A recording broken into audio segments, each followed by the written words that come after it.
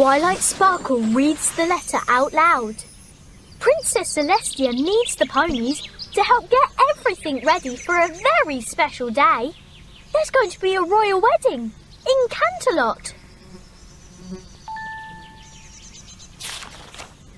Princess Celestia has thought of a special job for each pony. Applejack is as pleased as Punch. She's going to make all the food and drink for the wedding feast. As the bride and groom say their vows, Rainbow Dash will light up the sky with a sonic rainbow. Rarity's job is to design a beautiful dress for the bride and gowns for the bridesmaids too. Sweet Fluttershy and her choir of songbirds will sort out the music. Pinkie Pie is in charge of hosting the reception. She loves parties. Twilight has a big job on her hooves. She will make sure everything goes as planned. There's just one thing puzzling the ponies. Who is getting married? Twilight reads on. You are all invited to the royal wedding of Princess Mia More Cadenza. And shining armour, she says. Wow, that's Princess Cadence and my big brother. This is going to be the best day ever. All aboard! The Friendship Express is taking the ponies to Canterlot, where Princess Celestia is waiting for them.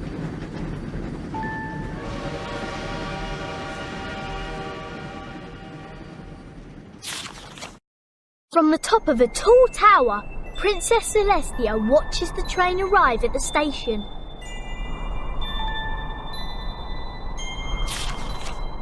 The carriage doors open and the ponies quickly trot off the train. With so much to do for the wedding, there's no time to lose.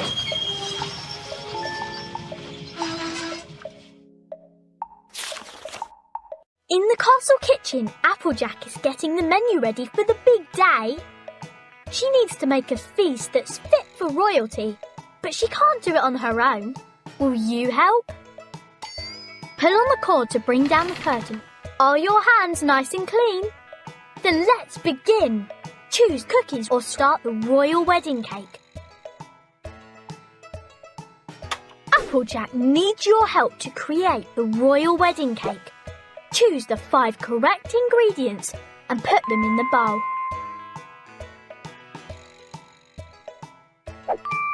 Delicious! That's right! Looking good! Done!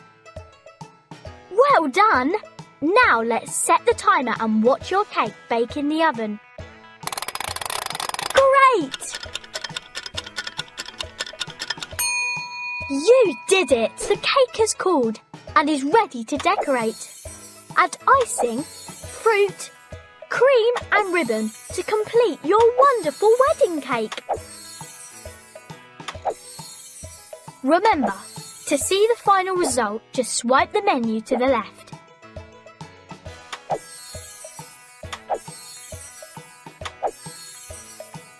If you're now ready, swipe the curtain back up to return to the story.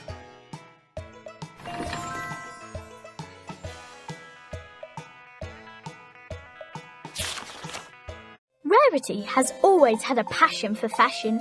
Making the wedding outfits is her dream come true. You can be sure that Rarity's designs will be just gorgeous. Pull on the cord to bring down the curtain and start the activity. All of Fluttershy's forest friends want to sing at the wedding. Can you help them make up a very special song? It's time for Rainbow Dash to try out her sonic rainboom. It needs to be just right. Everyone will be watching.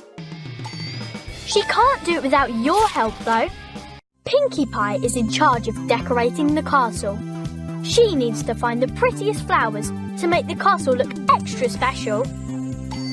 But which flowers will Princess Cadence like best? At last, the royal wedding begins. The guests all cheer and clap as the bride and groom swap rings and declare their love for each other. Princess Celestia is proud of the ponies. They have worked hard together to help make their friend's wedding day very special. You all understand the meaning of true friendship, she smiles, and that is a gift worth giving.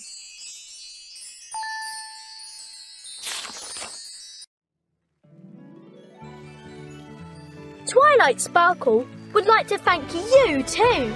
The ponies are so glad you could help. Remember, whenever you visit Equestria, the ponies will be waiting.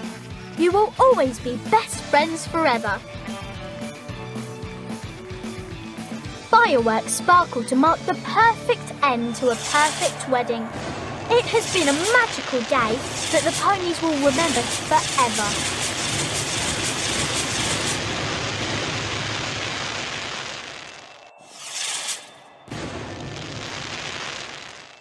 The end.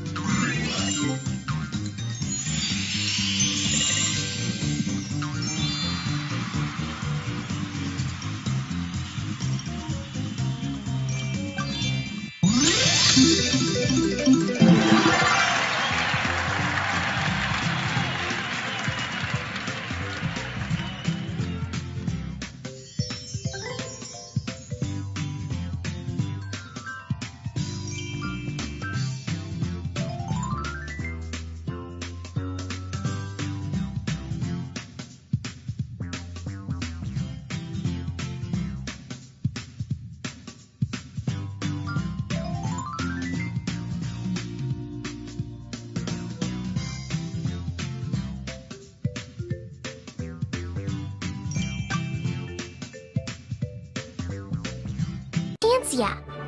And I'm a princess.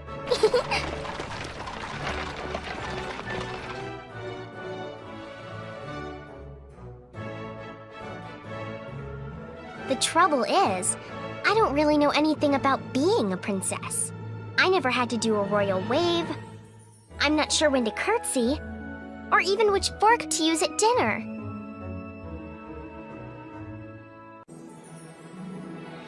I'll never be as perfect a princess as my new stepsister, Amber.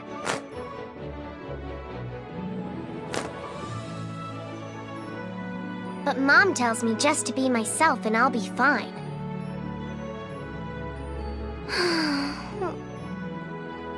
I'm not sure that will work. How can I be myself and be a princess at the same time? Then King Roland, I mean my new dad, tries to help. He gives me a beautiful necklace called the Amulet of Avalor. Dad says it's a welcome to the family gift, and that lots of princesses before me have worn it.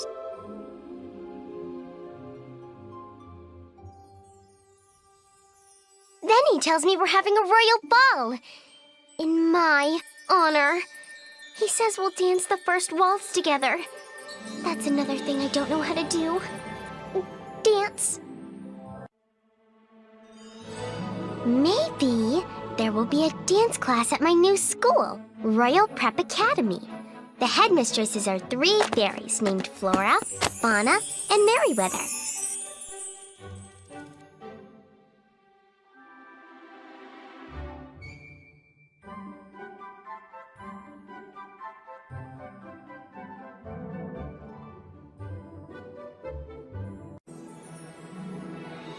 I tell her about Cedric's magic spell.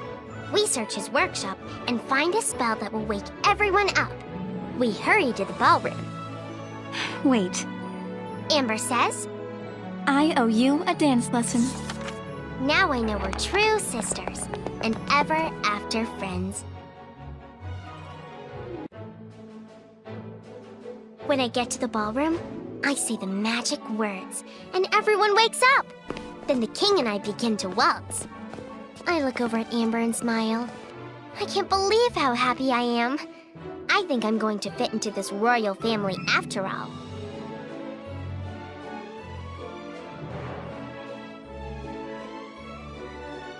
Sophia. My dad says. I am so proud of you. You dance wonderfully. Thank you, Your Majesty. Frozen.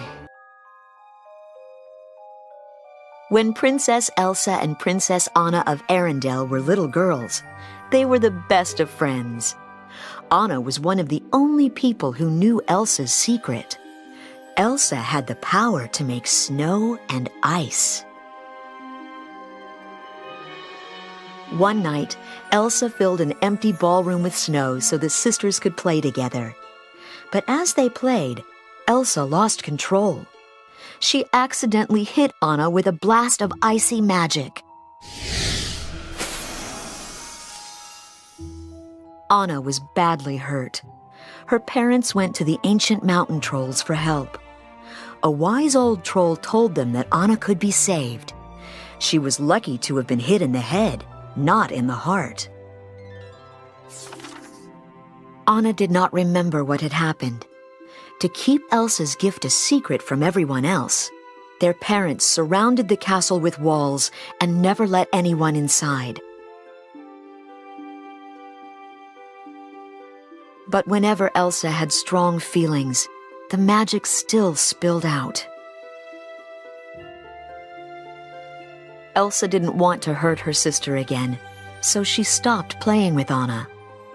That made Anna very lonely. Even after their parents were lost in a storm at sea, the sisters didn't spend any time together. Years later, it was time for Elsa to become Queen of Arendelle.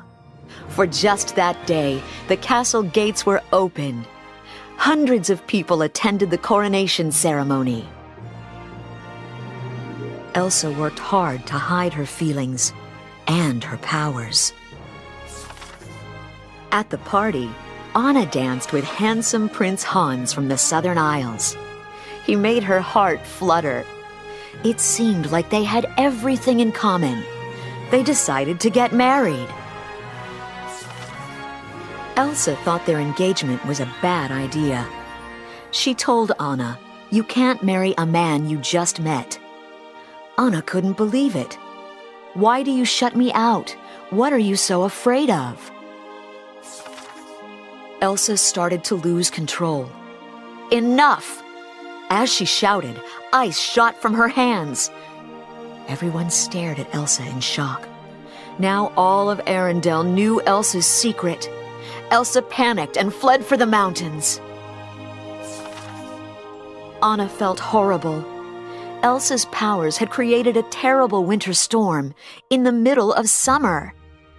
"I'll bring her back and I'll make this right," Anna declared. She left Hans in charge of the kingdom and raced after Elsa. As Anna rode through the fierce wind, her horse threw her into the snow and ran off back to Arendelle.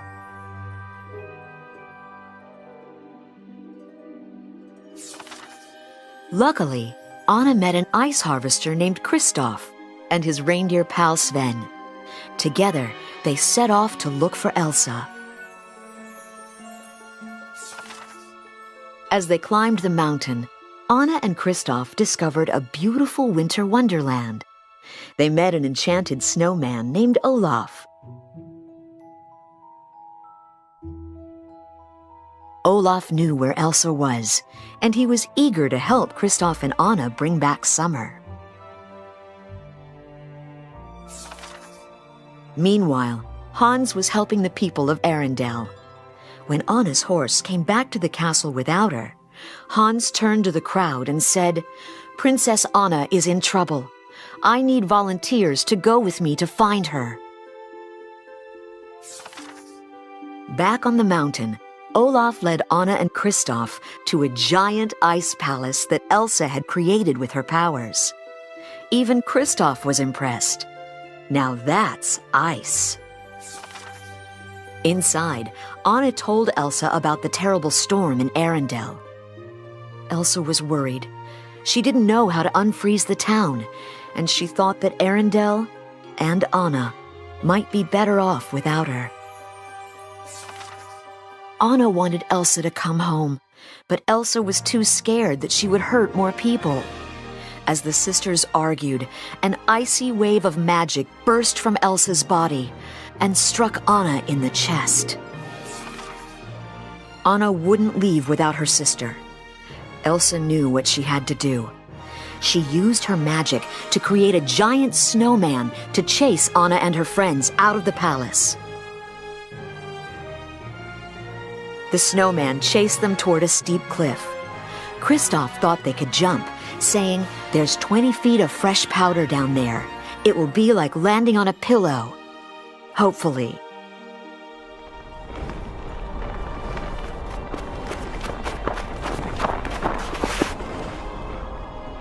The friends landed safely below. They had escaped from the snowman, but Anna had other things to worry about. Anna's hair was turning snowy white. Kristoff brought Anna to the trolls. One troll told them that unless Elsa's magic was reversed, Anna would be frozen solid. Only an act of true love could thaw a frozen heart. Anna knew she loved Hans. Maybe a kiss from him would work. As the friends hurried toward Arendelle, Anna began to shiver. Kristoff was worried about her. He was starting to care for Anna. Hans and his soldiers had just arrived at the ice palace and attacked Elsa. They brought her back to Arendelle and threw her in the dungeon. When Anna arrived in Arendelle, she asked Hans to save her with a kiss. But Hans refused. He had only pretended to love her. He wanted to take over Arendelle by getting rid of Anna and Elsa. Hans left Anna alone and shivering. Olaf found her and helped her warm up by the fire. but Anna was getting weaker and weaker. Olaf glanced out the window and saw Kristoff racing toward the castle. "There's your act of true love right there," said Olaf. Kristoff was the one Anna needed to kiss. With the last of her strength, Anna struggled outside. Elsa had escaped from the dungeon, but Hans was close behind her. Hans told Elsa that her magic blast hit Anna's heart. "I tried to save her," he said, "but it was too late." Elsa collapsed in the snow and closed her eyes. Everything she had done to protect her sister had failed. Nearby, Anna was hurrying toward Kristoff when she heard Hans draw his sword. She turned and saw her sister. Elsa was in danger. Instead of saving herself, Anna leaped in front of her sister, crying "No!" Hans swung his sword, but it shattered against Anna's frozen body. She had turned to solid ice. Elsa clutched her sister. "Oh, Anna, no. Please, no." Suddenly, Anna began to thaw. Her arms, warm again, reached around Elsa, and the two sisters hugged. As Olaf watched them, he remembered what the wise old troll had said. An act of true love will thaw a frozen heart. Anna's love for Elsa had saved both of them, and the kingdom. The two sisters were best friends again, and summer had returned to Arendelle. Elsa even made Olaf a little snow cloud to keep him from melting. Elsa had a surprise for Anna. The castle gates were wide open. "We are never closing them again," she said. Now everything was the way it was supposed to be. The end. Toy Story: A New Mission. Andy was leaving for college, and his toys were heading to the attic. But Sarge and his Green Army men had a different plan. They climbed up to the windowsill. "What are you doing?" asked Buzz. "We're moving on," Sarge replied.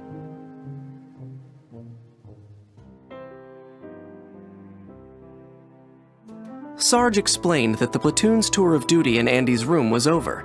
It was time he and his troops took up a new mission. With one last salute, they jumped off the windowsill, opened their parachutes, and sailed across the city. Before long, the three army men landed near a toy store, the perfect place to find a child and a new home. They waited until they saw a boy and his mother walking toward them. "This child is military material," Sarge whispered. "On your marks, gentlemen. Go, go, go!" Quickly, Sarge and his men jumped into the mother's shopping bag. But the soldiers weren't taken home for playtime. They made a different stop instead. The boy and his mother went to a bakery, where the baker gave the boy a giant cookie. As he reached for it, the boy knocked the bag over, and the army men tumbled to the floor. After the boy left, the baker spotted the toys beside the counter. New decorations, the baker thought, as he scooped them off the floor. Then he carried them into the kitchen, washed them off, and put them on a cake. Soon, the army men were ankle-deep in icing, in a refrigerator with other cakes. "Looks like we're in for a long, cold night," Sarge sighed. But as soon as morning came, the soldiers were on the move again. The baker put the cake in a box, and a few hours later, Sarge and his men found themselves in front of a very happy birthday boy. "Green Army men, cool!" the boy exclaimed.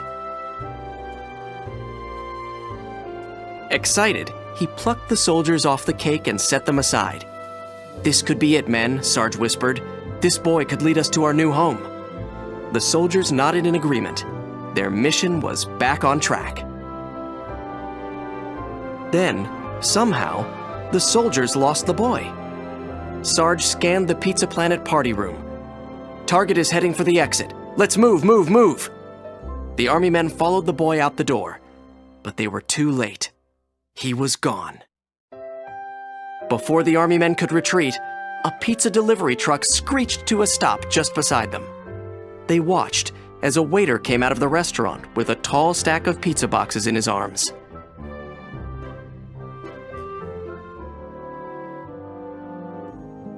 Take these pizzas to the Wilderness Explorer picnic, the waiter told the driver. And hurry, there are a lot of hungry kids waiting for lunch. Sarge looked at his men and smiled. Perfect, they all thought. Sarge and his troops climbed onto the top of the pizza truck. But as soon as the truck hit a bump, one of the soldiers' parachutes opened. The wind was strong and began to pull him off. Go on without me, the cadet called.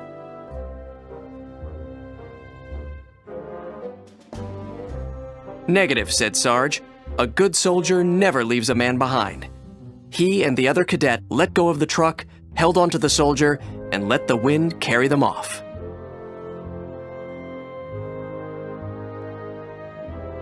They landed on the side of the road, and as night fell, they made a tent out of a newspaper they found. The cadets went to sleep, but Sarge stayed awake, wondering when and where they'd find their new home.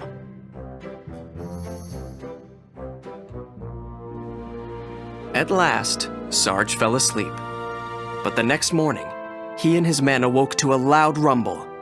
Moments later, their tent was lifted into the air and then tossed into a trash can with Sarge still inside. As the two cadets watched from the grass, a garbage man shook the garbage, including Sarge, into the back of a garbage truck. The man set the can back on the sidewalk, then jumped in the driver's seat and drove off. In the back of the truck, Sarge struggled to keep his head above the garbage. Luckily, the cadets came to his rescue just as Sarge began to sink. "Grab my hand, Sarge," cried one cadet, as the other one held his base. As soon as they could, the troops jumped off the truck and landed on a wall. Maybe leaving Andy's house wasn't such a good idea after all, Sarge thought. But just then, they heard something that made them stop and turn.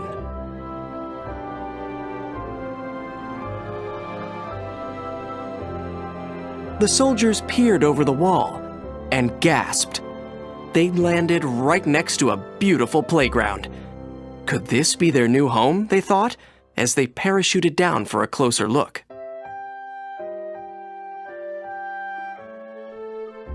A group of toys welcomed the army men with warm smiles and open arms. "Welcome to Sunnyside Daycare," the toys said. "Everything's new and improved now that our old boss Lotso is gone."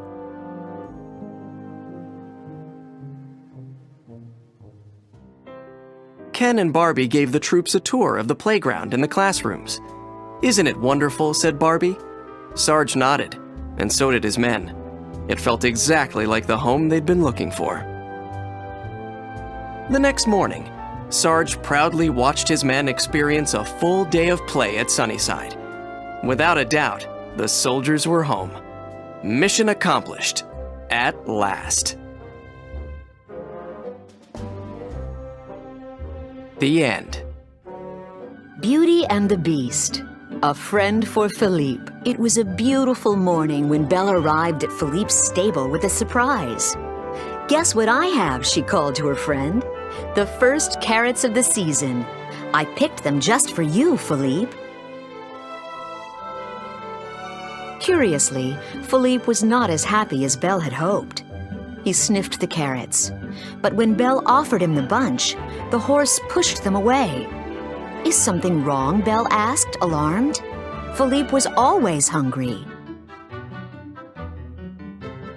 Philippe hung his head and sighed. Belle had to cheer up her friend, but how? "If only you could talk," Belle said, "you could tell me what to do." Belle went to the castle library and gathered all the books about horses she could find. "What are you doing, Princess?" asked Lumiere, when he, Cogsworth, and Chip saw Belle reading through the stack of books. "I hoped these books would help me figure out how to cheer up Philippe," Belle explained. "Ah, but you should brighten his stall," Lumiere suggested. "It's important to have the right atmosphere always."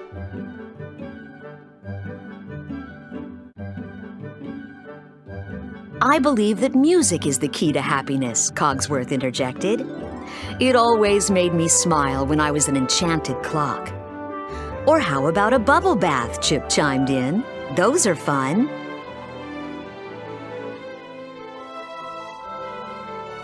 Belle decided to give each idea a try.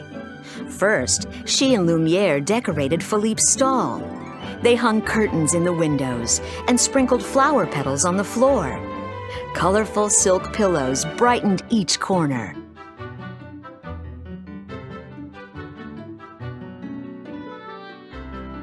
"Voila!" Lumiere exclaimed. "What more could a horse ask for?" But Philippe stared sadly out the window. "I wish I knew," said Belle. Next, Cogsworth brought an orchestra to the stable. Belle, Lumiere, and Chip listened politely as Cogsworth led the musicians through a very long concert. However, Philippe did not seem to enjoy the music at all.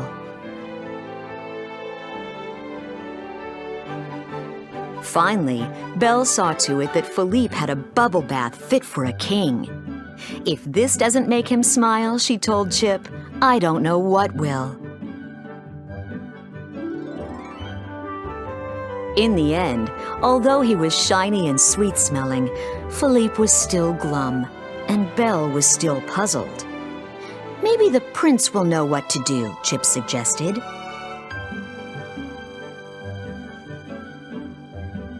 Belle found the prince in his study and explained everything to him. "I wish I knew what Philippe needed," she cried. "Do you have any suggestions?"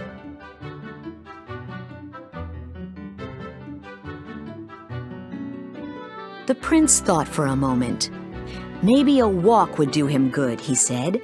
"That always used to cheer me up." "Of course," Belle agreed. "That's a wonderful idea." The next morning, Belle changed into her riding clothes and fetched Philippe. She led him to the edge of the forest where the royal orchards began. "Would you like an apple?" Belle asked hopefully. But Philippe just hung his head. They continued until they reached a meadow, and all of a sudden, Philippe's ears pricked up. His head snapped to attention, and he charged off like a racehorse.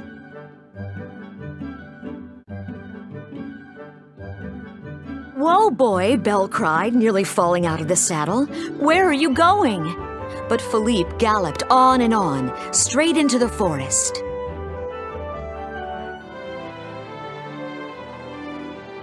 At last, they burst into a clearing filled with wild horses, and Belle realized what Philippe had been wanting. To be with other horses, of course. "Well, go on," she said, swinging out of the saddle. "Go have some fun."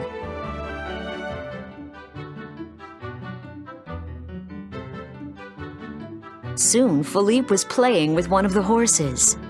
They chased each other around the clearing, then found a delicious patch of grass. But all too quickly, the day was over and the sun began to set. "We've got to go," Belle told Philippe, "but I promise we'll come back soon." They started toward the castle, but soon Belle heard the sound of hooves. She turned. "Well, look at that, Philippe. Your new friend is following us." By the time they reached the castle, the two horses were walking side by side. "Welcome to our castle. We're honored to have you as our guest," Belle told the new horse. To show the horse she meant it, Belle fixed up the stall next to Philippe's. "Now this looks like a stable where a horse, or two, could live happily ever after," she said.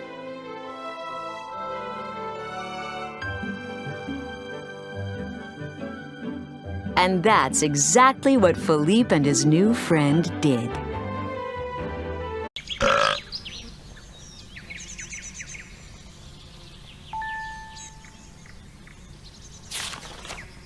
Twilight Sparkle reads the letter out loud. Princess Celestia needs the ponies to help get everything ready for a very special day. There's going to be a royal wedding in Canterlot. Princess Celestia has thought of a special job for each pony. Applejack is as pleased as Punch. She's going to make all the food and drink for the wedding feast.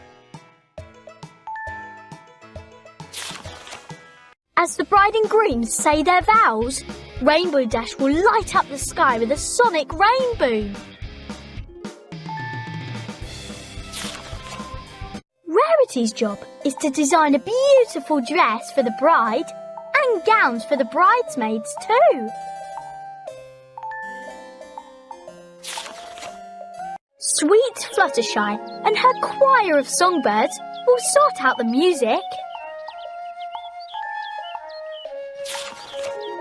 Pinkie Pie is in charge of hosting the reception. She loves parties. Twilight has a big job on her hooves. She will make sure everything goes as planned. There's just one thing puzzling the ponies. Who is getting married? Twilight reads on. You are all invited to the royal wedding of Princess Mia More Cadenza. And shining armour, she says. Wow, that's Princess Cadence and my big brother. This is going to be the best day ever. All aboard! The Friendship Express is taking the ponies to Canterlot, where Princess Celestia is waiting for them.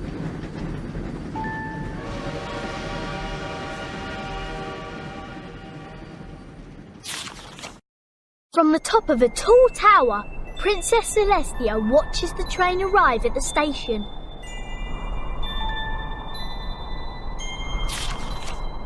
The carriage doors open and the ponies quickly trot off the train.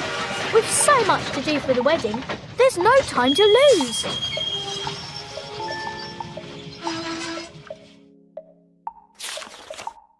In the castle kitchen, Applejack is getting the menu ready for the big day.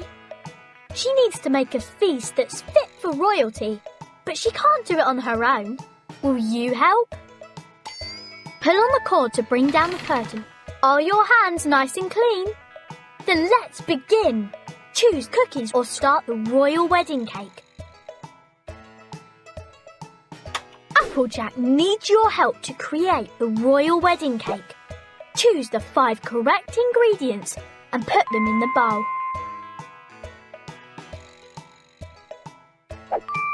Delicious! That's right! Looking good! Done!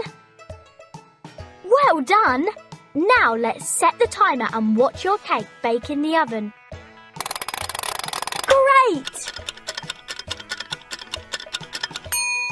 You did it! The cake has cooled and is ready to decorate. Add icing, fruit, cream and ribbon to complete your wonderful wedding cake. Remember, to see the final result, just swipe the menu to the left.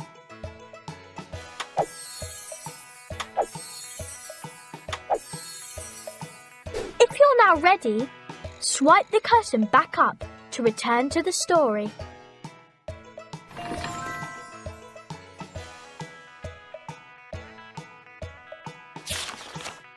Rarity has always had a passion for fashion. Making the wedding outfits is her dream come true. You can be sure that Rarity's designs will be just gorgeous. Pull on the cord to bring down the curtain and start the activity. All of Fluttershy's forest friends want to sing at the wedding. Can you help them make up a very special song? It's time time for Rainbow Dash to try out her sonic rain boom. It needs to be just right. Everyone will be watching. She can't do it without your help, though. Pinkie Pie is in charge of decorating the castle. She needs to find the prettiest flowers to make the castle look extra special. But which flowers will Princess Cadance like best? At last, the royal wedding begins. The guests all cheer and clap as the bride and groom swap rings and declare their love for each other. Princess Celestia is proud of the ponies. They have worked hard together to help make their friend's wedding day very special. You all understand the meaning of true friendship, she smiles, and that is a gift worth giving.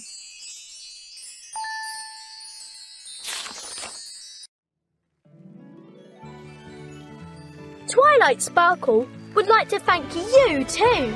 The ponies are so glad you could help. Remember, whenever you visit Equestria, the ponies will be waiting.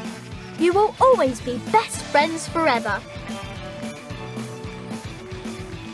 Fireworks sparkle to mark the perfect end to a perfect wedding.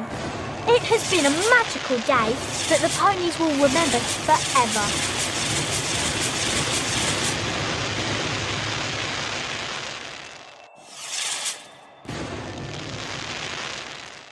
The end.